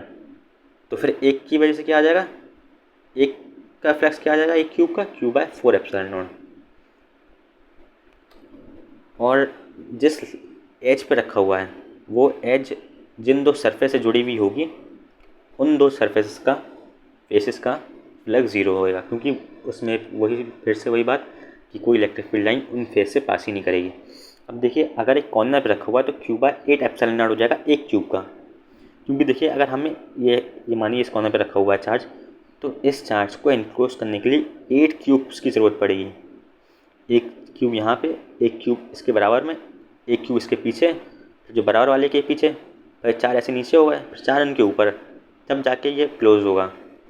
तो 8 क्यूब्स लगेंगे, तो फिर एक क्यूब का क्या हो जाएगा, क्यू बाय 8 एप्सिलॉन नॉट, ठीक है ना। अब ये डिस्क के लिए ज़्यादा इंपॉर्टेंट नहीं है। अब हम क्या है, एप्लीकेशंस ऑफ गॉस लॉ पढ़ते हैं कि finding electric field lines using Gauss law. इसकी एप्लीकेशन क्या है गॉस लॉ की, कि हम इलेक्ट्रिक फील्ड लाइन पास फाइंड कर सकते हैं, इलेक्ट्रिक फील्ड फाइंड कर सकते हैं गॉस लॉ से। और गॉसियन सरफेस क्या होता है, इमेजिनरी सरफेस होता है, इट शुड बी क्लोज्ड। तो हम इलेक्ट्रिक फील्ड निकालने के लिए एक गॉसियन सरफेस इमेजिन करते हैं जो कि कैसा होना चाहिए, क्लोज होना चाहिए। देखिए इसका एग्जांपल देखिए आप लोग, पॉइंट चार्ज का हम इलेक्ट्रिक फील्ड का फॉर्मूला निकालेंगे। तो देखिए हम मान लीजिए पॉइंट चार्ज यहाँ है, तो हम एक गॉसियन सरफेस इमेजिन करेंगे स्फीयर। तो देखिए E dot d s equal to Q inside by epsilon naught, d s cos zero, और डी एस की वैल्यू 4 पाई आर स्क्वायर। तो इलेक्ट्रिक फील्ड क्या आ गया, Q divide by 4 pi epsilon naught R square, यानी k Q by are square. ऐसे infinite charge के बारे में हम कौन सा क्वेश्चन सरफेस इमेजिन करेंगे, सिलेंडर। देखिए सिलेंडर में यहाँ तो देखिए ई और डी एस में कॉस जीरो हो रहा था, कॉस जीरो हो रहा था हर तरफ। यहाँ क्या हो रहा है, यहाँ देखिए यहाँ तो कॉस जीरो हो रहा है, लेकिन जो ये जो है सर्कुलर सिलेंडर का जो सर्कुलर सरफेस है, यहाँ पे इलेक्ट्रिक फील्ड लाइन्स तो लाइन चार्ज की वजह से इस डायरेक्शन बनेगी, लेकिन जो उसका सरफेस वेक्टर आएगा वो ऐसे आएगा, तो जो कि कितना एंगल बना है 90 डिग्री, और कॉस 90 कितना हो जाएगा, 0। तो हम कौन सा एरिया लेंगे, सिर्फ ये लेटरल एरिया लेंगे, ये जो कि कितना होता है हमें पता है, वो कितना होता है 2 पाई आर एल होता है, 2 पाई आर × एल, ठीक है ना। और ये चार्ज इंक्लोज क्या होगा इसके अंदर, देखिए क्यू इनसाइड कितना होगा इस सिलेंडर के, लैम्डा × एल, क्योंकि हमें पता है कि लैम्डा क्या होता है, लैम्डा होता है क्यू बाय एल। तो यहाँ क्यू क्या हो जाएगा, लैम्डा एल, ठीक है ना।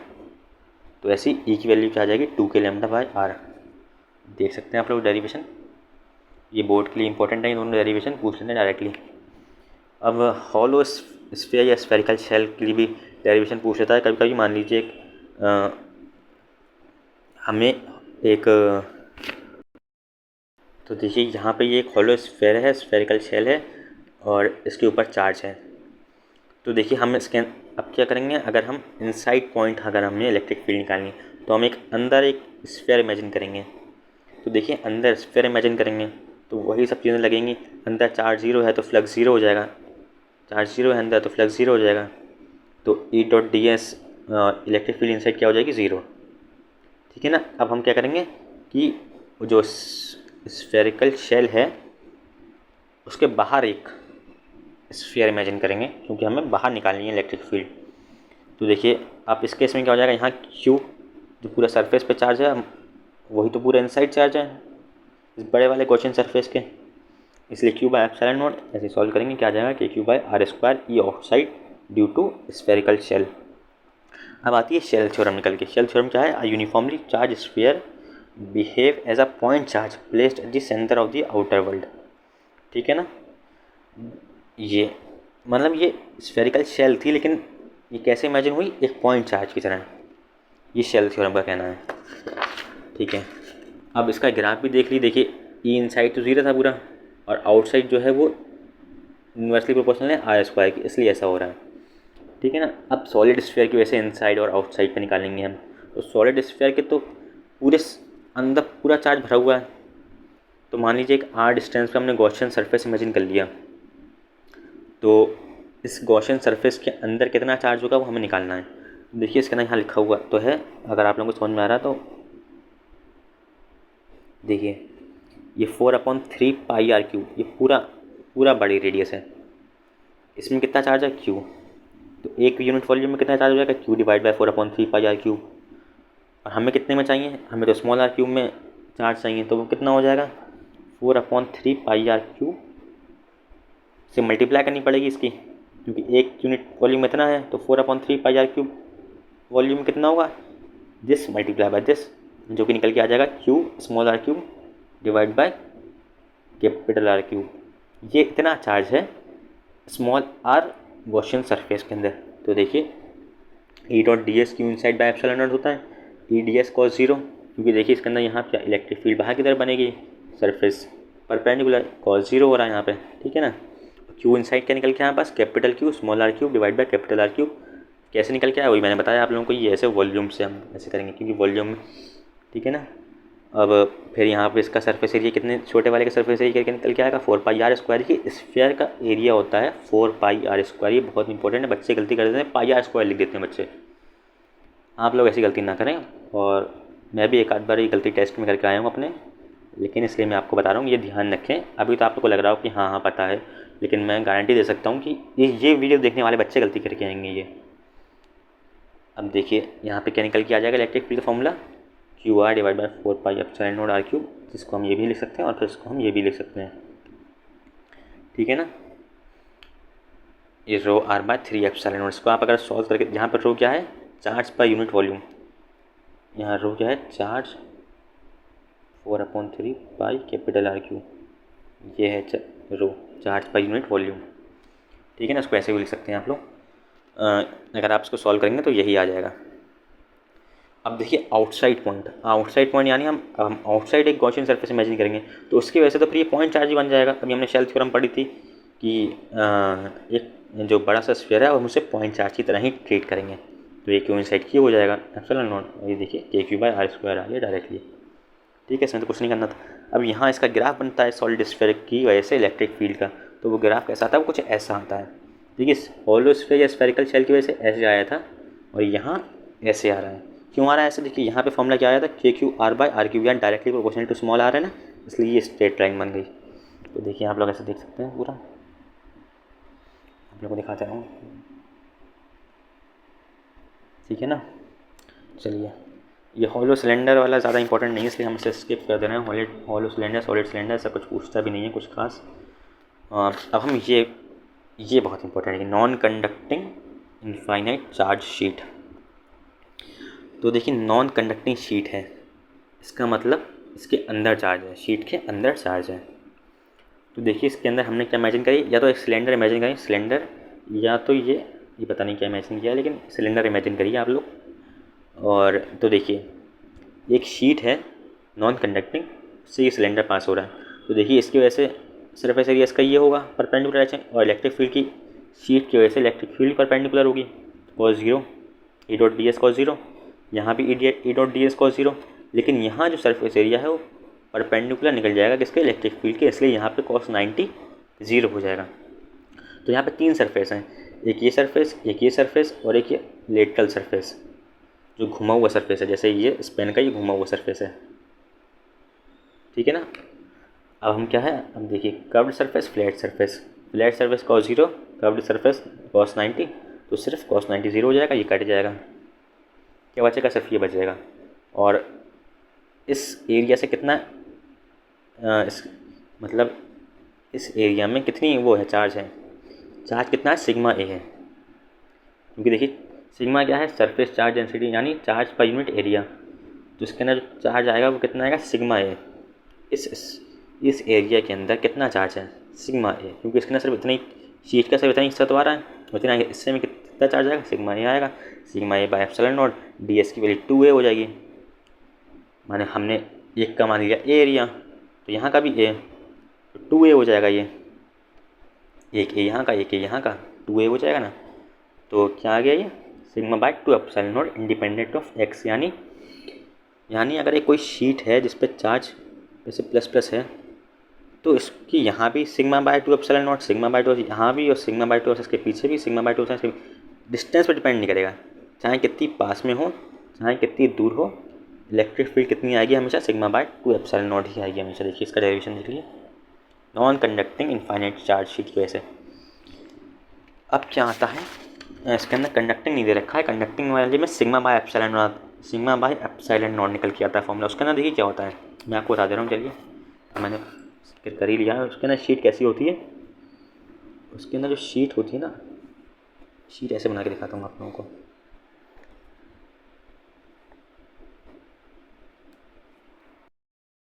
हाँ, तो मैं क्या कह रहा था, हम कंडक्टिंग शीट का निकालते हैं। अभी हमने देखिए नॉन कंडक्टिंग का तो हमने देख लिया, ये ऐसे निकल के आता है। अब हम कंडक्टिंग की बात करें, कंडक्टिंग के तो हमेशा सरफेस पे चार्ज होता है, अंदर तो चार्ज होता नहीं है।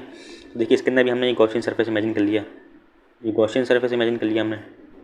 ठीक है, तो देखिए अब क्या, अब ये गॉसियन सरफेस अगर ये है तो देखिए फाई क्या हो जाएगा, Q inside divide by epsilon not होगा फाई, और क्यू इनसाइड यहाँ पे कितना है, यहाँ पे क्यू इनसाइड है सिग्मा इंटू ए इंटू 2, क्योंकि देखिए एक ही सिग्मा आई है यहाँ, एक ही सिग्मा आई यहाँ, इसलिए sigma A into 2 divide by epsilon naught. और फाई को हम क्या लिख सकते हैं, E.ds लिख सकते हैं हम लोग, E.ds। अब हमें इलेक्ट्रिक फील्ड निकालना है, और ds क्या है यहाँ पे, E इंटू, अगर इसको हम इसका एरिया क्या मानना है, S मानना है, और इसका एरिया वेक्टर, और ये इलेक्ट्रिक फील्ड हमने E मान लिया, और एरिया वेक्टर को हम S मानना है, तो ये E इंटू S हो जाएगा यहाँ पे, और ऐसे E इंटू S इस वाली सरफेस के लिए होगा, एस ये ई ये कॉस ज़ीरो, यहाँ पे तो एस ये है और ई ये है, 90 डिग्री एंगल हो जाएगा, जिसकी वजह से क्या हो जाएगा, कॉस 90 0 हो जाएगा, इसलिए हम कर्व सरफेस से मतलब नहीं है हमें। यहाँ पे भी इसलिए E S into two equal to sigma A into two divide by epsilon not.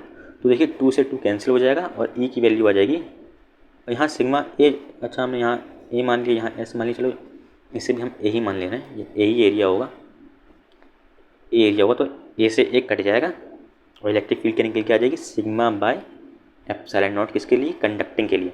देखिए कंडक्टिंग के अंदर क्या फ़र्क आ रहा है नॉन कंडक्टिंग से, क्योंकि कंडक्टिंग में सरफेस पे चार्ज है, अंदर चार्ज नहीं है शीट के, तो जहाँ पे जो क्यू इनसाइड आ रहा है उसमें भी टू आ जा रहा है। नॉन कंडक्टिंग में सिर्फ यहाँ पे 2a आ रहा था, लेकिन कंडक्टिंग में यहाँ भी 2 आ जा रहा है। क्यों आ जा रहा है, क्योंकि दोनों सरफेस पे हैं। और कंडक्टिंग में ये कंडक्टिंग का केस है, और नॉन कंडक्टिंग में अगर मैं आपको इमेजिन करवाना चाहता हूँ तो देखिए ऐसे होता है कि चार्ज अंदर होता है, इस वजह से क्यू इनसाइड में 2 नहीं आता है। तो समझ गए होंगे आप लोग मेरे ख्याल में। अब देखिए ये 3 केस आते हैं निकल के, और कि कैविटी का केस, मैं तो चाहूँगा कि आप लोग इनको डायरेक्टली याद कर लें। ये सॉलिड स्फीयर है, इसमें ऐसे एक कैविटी है, तो electric field at A point, इस ए पॉइंट पे निकल के आती है rho R by 3 epsilon naught. ये आर क्या है, सेंटर टू सेंटर डिस्टेंस है, सेंटर ऑफ स्फीयर और सेंटर ऑफ कैविटी का डिस्टेंस जो है वो आर है, तो इस rho R by 3 epsilon naught easy formula है। ऐसे यहाँ rho R by 2 epsilon naught किसके लिए, सॉलिड सिलेंडर के लिए। ऐसे फिर यहाँ पे रो आर बाय 3 एप्सिलॉन नॉट, कि अगर 2 स्फीयर हैं, एक में पॉजिटिव रो चार्ज है, एक में नेगेटिव रो चार्ज है, तो ए पॉइंट पे इलेक्ट्रिक फील्ड के निकल के आ जाएगी रो आर बाय 3 एप्सिलॉन नॉट। ठीक है ना, ये फॉर्मूला इंपॉर्टेंट है, डायरेक्टली कभी कभी पूछ लेते हैं, या फिर बहुत इसी फॉर्मूले पे डायरेक्टली क्वेश्चन पूछ लिया जाता है कभी कभी। और क्या है, electric field eight cavity is uniform in number of cases, यानी जो इस कैविटी में इस पॉइंट पे, इस पॉइंट पे, इस पॉइंट पे, इस पॉइंट पे, सब पे क्या होगी, रो आर बाय 3 एप्सिलॉन नॉट होगी, कांस्टेंट होगी। क्योंकि ये देखिए ये इस ए की दूरी पे डिपेंड ही नहीं कर रहा है, इलेक्ट्रिक फील्ड एट ए जो है वो ए की दूरी पे डिपेंड ही नहीं कर रहा है, वो तो सिर्फ आर पे डिपेंड कर रहा है, और आर क्या है, सेंटर टू सेंटर डिस्टेंस है। ठीक है ना, चलें अब हम लोग आगे बढ़ते हैं। अब आता है हमारे पास इलेक्ट्रिक डाइपोल। इलेक्ट्रिक डाइपोल देखिए, डाइपोल क्या होता है, 2 equal and opposite charges placed close to each other form an electric dipole, यानी पॉजिटिव और नेगेटिव चार्ज ये बहुत क्लोज प्रॉक्सिमिटी में रखे होंगे, और तो वो एक इलेक्ट्रिक डाइपोल बनाएंगे। हमने क्या मान लिया उसको, डी डिस्टेंस को। और इलेक्ट्रिक डाइपोल जो है एक वेक्टर क्वांटिटी है, इसका डायरेक्शन होता है नेगेटिव से पॉजिटिव चार्ज की तरफ। ये बहुत इंपॉर्टेंट है, नेगेटिव से पॉजिटिव चार्ज की वजह से ये अभी तो बच्चे पढ़ते हैं, फिर बाद में भूल जाते हैं, एग्ज़ाम में वेक्टर पर क्वेश्चन पूछ लिया जाता तो वो गोल हो जाता है बिल्कुल ज़ीरो। तो ये अब इसको याद कैसे करना है, इसकी ट्रिक भी मेरे दिमाग में आई है। देखिए ये इलेक्ट्रिक डाइपोल आप फिजिक्स में पढ़ रहे हैं, और केमिस्ट्री में भी आप लोग इलेक्ट्रिक डाइपोल पढ़ेंगे। उसके अंदर डायरेक्शन आता है पॉजिटिव से नेगेटिव, इसके अंदर डायरेक्शन है नेगेटिव से पॉजिटिव, उसमें डायरेक्शन आता है पॉजिटिव से नेगेटिव। से याद कैसे करेंगे आप, देखिए फिजिक्स में पी से शुरू होता है ना, फिजिक्स, देखिए फिजिक्स पी से शुरू हो रहा है, यानी नेगेटिव से पॉजिटिव, पी पॉजिटिव की तरफ आ रहे हैं आप लोग, फिजिक्स नेगेटिव टू पॉजिटिव। ऐसे एक ट्रिक है ये छोटी सी, अब मैं तो इससे ऐसे ही याद रखता था कि फिजिक्स पी से शुरू हो रहा है तो नेगेटिव से पॉजिटिव, और केमिस्ट्री में इसका उल्टा हो जाता था। और इसका सिंबल होता है पी, और P equal to Q D लिखते हैं। जो इलेक्ट्रिक डाइपोल जो होता है वो क्या होता है, product of charge into distance between charges. समझिए आप लोग, P equal to Q D, और पी का डायमेंशन आता है ए टी एल एम्पियर, और ये टाइम लेंथ। ठीक है ना। अब electric field due to dipole axial position पे, ये डाइपोल है, नेगेटिव से पॉजिटिव इसका डायरेक्शन है, एक्सियल पोजीशन यानी इसके एक्सिस पे, इस पोजीशन पे क्या इलेक्ट्रिक फील्ड निकालनी है हमें। तो देखिए इसका बहुत लंबा चौड़ा डेरिवेशन यहाँ लिखा हुआ है, मेरे ख्याल में इसकी ज़रूरत नहीं है इतनी, आप लोग डायरेक्ट फॉर्मूला याद रखते हैं जो निकल के आता है एक्सियल पोजीशन पे 2 kp बाय आर क्यूब। ठीक है, और ये फॉर्मूले की एक कंडीशन है कि जो इसमें जो आर है, ये जिस एक्सियल पॉइंट पे हम लोग इलेक्ट्रिक फील्ड निकालना है, तो जो आर है ये, और जो बीच में दूरी है इन दोनों चार्जेस की, वो आर बहुत बहुत बड़ा होना चाहिए डी से। कि यहाँ कहीं लिखी भी होगी, ये लिखी है ये कंडीशन, तभी ये फॉर्मूला डेराइव होता है, वरना तो फॉर्मूला ये निकल के आता है। बहुत खतरनाक फॉर्मूला, जिसे आप लोग याद भी नहीं कर पाएंगे, मतलब कर भी सकते हैं तो कुछ लोग कर भी लेंगे, तब जाके फिर इसके अंदर ये होता है कि फिर हमसे निगलेक्ट कर देते हैं, तब जाके ये फॉर्मूला निकल के आता है 2kp/r³। देखिए इलेक्ट्रिक फील्ड में नीचे r³ आ रहा है, अगर ऊपर p है तो नीचे r³ आ रहा है। अभी यहीं आप लोग पोटेंशियल में पढ़ेंगे तो यहाँ नीचे r² हो जाता है, ये बात बहुत इंपॉर्टेंट है, इसे भी ध्यान रखिए। और क्या है, on the axial line electric field is parallel to the dipole moment. देखिए तो ठीक है ना, फिर ऐसे हो जाएगा फिर ये 2kp/r³ और एक्सियल लाइन पे क्या होता है, electric field is parallel to dipole moment. तो देखिए यहाँ डाइपोल मोमेंट नेगेटिव से पॉजिटिव ऐसे डायरेक्शन आएगा और इलेक्ट्रिक फील्ड का डायरेक्शन भी इसी डायरेक्शन में आएगा, यानी पैरेलल। अब एक एम्स में एक बार क्वेश्चन पूछा गया था कि क्या हमेशा ऐसा होता है कि पैरेलल होती है डायरेक्शन? नहीं, हमेशा नहीं होता। अगर बीच में इलेक्ट्रिक फील्ड की बात करेंगे हम तो वो अपोजिट डायरेक्शन में निकल के आती है। ये बहुत इंपॉर्टेंट पॉइंट है। अगर डायपोल का डायरेक्शन ये है तो इन दोनों चार्जेस के बीच में जो इलेक्ट्रिक फील्ड, जैसे बीच में तो बिल्कुल ज़ीरो होगी, तो थोड़ा साइड में अगर निकालेंगे हम तो वो इसके एंटी पैरेलल आएगी, ठीक है ना। अब आता है electric field due to dipole equatorial position पे। तो इक्वेटोरियल पोजीशन कौन सी होती है, ये d/2 से जो परपेंडिकुलरली ऊपर इक्वेटोरियल पोजीशन होती है। तो देखिए इस पॉजिटिव चार्ज की वजह से इलेक्ट्रिक फील्ड का डायरेक्शन ये, नेगेटिव चार्ज की वजह से इलेक्ट्रिक फील्ड का डायरेक्शन ये, इन दोनों का नेट इस डायरेक्शन में आएगा। तो देखिए नेगेटिव से पॉजिटिव डायपोल का डायरेक्शन यहाँ पे आएगा इस डायरेक्शन में, और इक्वेटोरियल पोजीशन पे इस डायरेक्शन में आया, तो ये एंटी पैरेलल, ये हमेशा होगा ऑलवेज। इक्वेटोरियल पोजीशन पे electric field is always anti parallel. अब देखिए हम E/q लिख सकते हैं यहाँ पे √r² + d/2 का होल स्क्वायर, फिर ऐसे यहाँ पे भी √r² + d/2 का होल स्क्वायर। हम इसको सॉल्व करेंगे अगर, और देखिए इसमें ये cos थीटा ऐड हो रहे हैं और sin थीटा वाले कंपोनेंट कैंसिल हो रहे हैं, इसलिए यहाँ पे cos थीटा भी इंपॉर्टेंट है। और cos थीटा की वैल्यू क्या हो जाएगी, बेस अपॉन हाइपोटेन्यूज, बेस क्या है d/2 और हाइपोटेन्यूज क्या है r² + d/2 का होल स्क्वायर, ठीक है ना। इसको हम सॉल्व करेंगे अगर, और देखिए सॉल्व करते करते यहाँ पे निकल के आती है electric field kp/r³। Axial position पे निकल के आ रही थी 2kp/r³, इक्वेटोरियल पोजीशन पे आ रही है kp/r³, ठीक है ना। अब हम क्या करेंगे, इलेक्ट्रिक फील्ड को डायपोल जनरल पोजीशन पे निकालने के लिए क्या करते हैं, देखिए जनरल पोजीशन पे जनरल पोजीशन पे अगर हमें डायपोल मोमेंट निकालना है तो कैसे निकालेंगे, इसका देखिए डेरिवेशन तो लिखा हुआ है, लेकिन डेरिवेशन इतना इंपॉर्टेंट नहीं है, डायरेक्ट फॉर्मूला आप लोग ध्यान रखें कि निकल के आता है kp/r³ √1 + 3 cos² थीटा। यहाँ थीटा क्या है, थीटा वो डायपोल के डायपोल से एंगल है जिस पोजीशन पे निकालना है, क्या हमें वो निकालना है, डायपोल मोमेंट निकालना है, वो इलेक्ट्रिक फील्ड निकालनी है, इलेक्ट्रिक फील्ड निकालनी है जिस पोजीशन पे। तो देखिए वैसे इसमें मैं समझा भी सकता हूँ आपको, देखिए इसका डायपोल मोमेंट p मान लीजिए तो p cos थीटा हो जाएगा ये। अब p cos थीटा के लिए तो ये एक्सियल पोजीशन हो जाएगी, तो एक्सियल पोजीशन में क्या हो जाएगा, इलेक्ट्रिक फील्ड पैरेलल होती है, और कितनी होती है 2kp/r³ होती है, और p क्या है यहाँ पे, p cos थीटा है। और अब p cos थीटा हो गया, p sin थीटा के लिए ये पोजीशन कौन सी हो जाएगी, इक्वेटोरियल, और इक्वेटोरियल पोजीशन पे हमेशा एंटी पैरेलल होती है, तो डायपोल का डायरेक्शन ये है, तो इसकी वजह से इलेक्ट्रिक फील्ड का डायरेक्शन ये हो जाएगा। और क्या हो जाएगा, kp/r³ होता है इक्वेटोरियल पोजीशन पे, और यहाँ पे p क्या होगा, p sin थीटा हो जाएगा। तो देखिए इन दोनों का फिर हम नेट जब वेक्टर सम करेंगे तो क्या आ जाएगा, वो kp/r³ √1 + 3 cos² थीटा। अब यहाँ पे tan अल्फ़ा पूछा जाता है, tan अल्फ़ा, तो tan अल्फ़ा का फॉर्मूला निकल के आता है tan θ/2। अब यहाँ tan अल्फ़ा है क्या, अल्फ़ा है ए पोजीशन पे, ए पोजीशन का वो कितना एंगल है उसका, इस जो नेट इलेक्ट्रिक फील्ड आएगी तो वो कितनी निकल के आती है, tan अल्फ़ा = tan θ/2। ये फॉर्मूला बहुत इंपॉर्टेंट है। अब इससे एक क्वेश्चन बन जाता है अक्सर कि किस एंगल पे, देखिए पहले तो आप ये कंक्लूजन देख लीजिए, ठीक है ना, इसमें थीटा क्या है, अल्फ़ा क्या है, सब दिख रहा होगा आपको क्लियरली। अब हम लोग आगे बढ़ते हैं। क्वेश्चन आता है कि व्हेन ई नेट एंड जो डायपोल मोमेंट है वो परपेंडिकुलर आ जाएंगे। देखिए डायपोल मोमेंट ये है और ई नेट जो आना चाहिए परपेंडिकुलर आना चाहिए। ये किस केस में होगा? तो इसके लिए होना चाहिए थीटा जो होना चाहिए वो tan इनवर्स ऑफ √2। ये कैसे आया देखिए हम, तो देखिए अब ये कैसे आया theta equal to tan inverse √2। देखिए कुछ ऐसे आया, देखिए tan alpha equal to tan theta by 2 होता है, ठीक है, ये हमें पता है।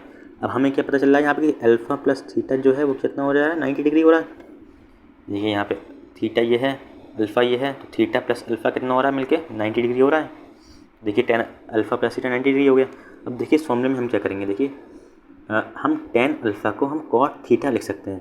तो कैसे लिख सकते हैं देखिए, क्योंकि tan और cot क्या होते हैं, tan और cot क्या होते हैं, कॉम्प्लीमेंट्री एंगल होते हैं ना। तो हम tan अल्फा को cot थीटा लिख सकते हैं, और तो ये tan थीटा हो जाएगा डिवाइड बाय 2। देखिए ये मैथ्स है, ये मेरे ख्याल में जिनको समझ में आ गया होगा, और किसी को समझ में नहीं आया तो मुझसे कमेंट सेक्शन में पूछ सकता है, मैं उसे बता दूंगा ऐसा क्यों हो रहा है, ठीक है ना। अब देखिए cot थीटा को हम क्या लिख सकते हैं, 1/tan थीटा, और यहाँ भी tan थीटा डिवाइड बाय 2।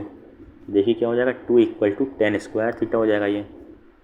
तो थीटा क्या अपना आ जाएगा, ये दोनों तरफ रूट ले लेंगे हम, अगर √2 tan इनवर्स, ठीक है ना, ये ऐसे आया है।